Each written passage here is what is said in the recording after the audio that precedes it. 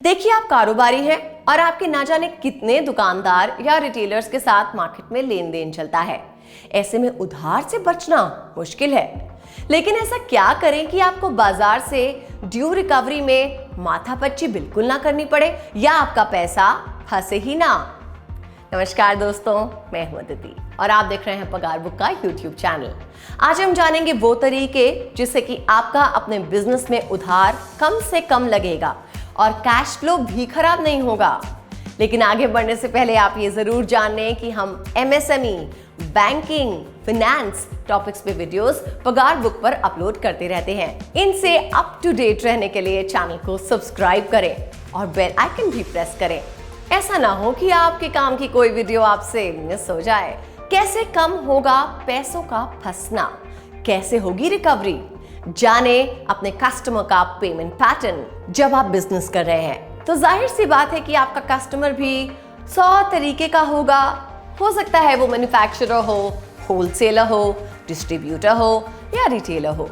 तो आपने जिनको भी प्रोडक्ट या सर्विस दी हो वो पेमेंट के मामले में कैसा है ये जरूर जान लें। जो भी आपका कस्टमर है या आप जिनके वेंडर हैं उनका ट्रैक रिकॉर्ड ध्यान में रखें। अगर वो दूसरे वेंडर्स को टाइम से पेमेंट करते हैं तो चांसेस हैं कि आपको भी टाइम से करेंगे। लेकिन अगर वो पेमेंट के मामले में क्लीन नहीं है तो आपको भी परेशानी आएगी। तो जब भी माल दें इस बात को ध्यान में रखें और ऐसा ना हो कि बिना पेमेंट बैकग्राउंड जाने आप माल देते रहें और पैसा अटकाते रहें। इसके लिए अपने लीगल कॉन्ट्रैक्ट की भाषा को भी मजबूत रखें, यानी कि उसमें किसी तरीके का लूप होल ना हो। आपके कारोबार का हो एक वेल रिटन कॉन्ट्रैक्ट। देखिए, आपके बिजनेस कॉन्ट्रैक्ट में कोई गड़बड़ी नहीं होनी चाहिए।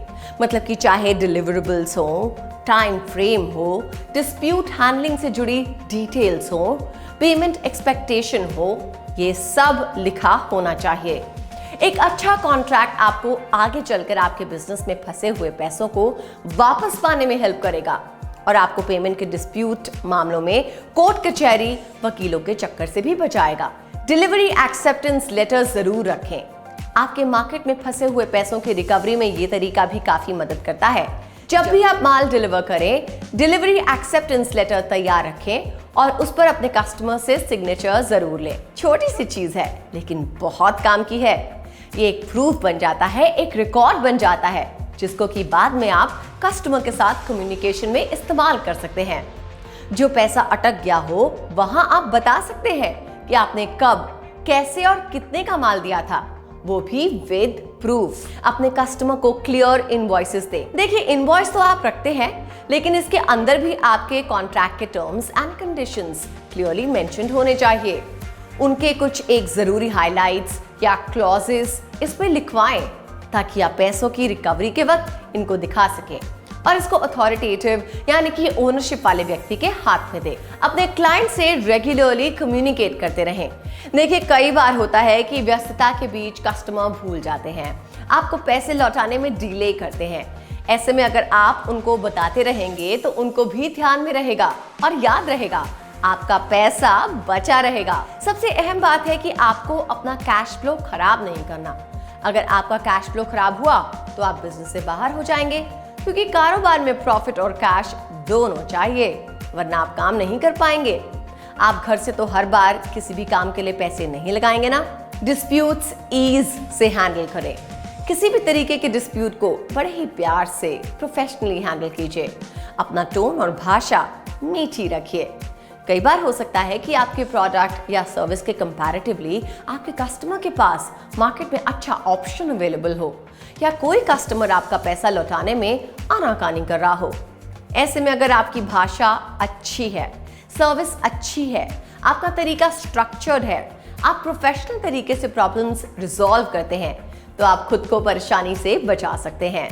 कई बार मीठी जुबान से आप मोटी से मोटी पेमेंट भी रिकवर कर लेते हैं तो कई बार अच्छा खासा पैसा मार्केट में फंस जाता है क्योंकि आपकी भाषा गलत होती है। लेट पेमेंट पे पेनल्टी जरूर लगाएं। देखिए, व्यापार है, हर तरीके का कस्टमर है, हर तरीके की डीलिंग है। कोई पेमेंट आपको जल्दी दे सकता है तो कोई डिले कर सकता है। जो जल्दी देता है उसको कुछ एडिशनल ऑफर या छूट देकर खुश करें। वहीं एक फिक्स टाइम के बाद लेट हो रही पेमेंट पे पेनल्टी जरूर लगाएं। अपने कॉन्ट्रैक्ट में साफ साफ इसको मेंशन कीजिए, इससे आपका पैसा फंसेगा नहीं। हो सकता है कोई लेट लतीफी वाले लोग भी समय पे पैसा दे दे। देखिए, थोड़ा स्ट्रिक्ट तो होना चाहिए। आप व्यापार कर रहे हैं, भाषा मीठी रखें, लेकिन आंख और कान खुली रखें। लीजिए किसी रिकवरी फर्म से या लीगल हेल्प। अब आपने सारे तरीके अपना लिए, लेकिन पैसा वापस नहीं मिल रहा। जब कोई और तरीका काम नहीं आ रहा तो अब आप क्या करेंगे? फिर तो आप लीगल हेल्प ही लेंगे। आजकल मार्केट में भी कई ऐसे फर्म्स हैं जो आपकी इस काम में मदद कर सकती हैं। अगर आपको ये लगे कि आपका पैसा फंस गया है और रिकवरी मुश्किल है, तो किसी रिकवरी एजेंसी के पास जाइए या लीगल सपोर्ट लीजिए।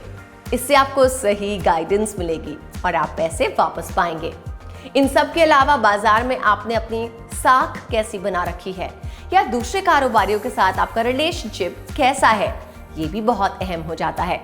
अगर आपका रेपुटेशन अच्छा है तो आपका पैसा कई बार बड़ी ही आसानी से निकल आता है। अगर आपको संबंध बनाने की कला आती है तो आप बड़ी ही आसानी से मार्केट में फंसा हुआ पैसा निकाल पाएंगे। तो ऐसे ही कुछ टिप्स को अपनाएं और मार्केट में अपना पैसा कम से कम फंसाएं और जो अटका हुआ है उसको वापस लाएं। ऐसी जरूरी बिजनेस सुझावों के लिए पगार बुक को जल्दी से सब्सक्राइब कर लीजिए और लेटेस्ट वीडियो नोटिफिकेशन के लिए बेल आइकन भी प्रेस कर दीजिए। नमस्कार दोस्तों।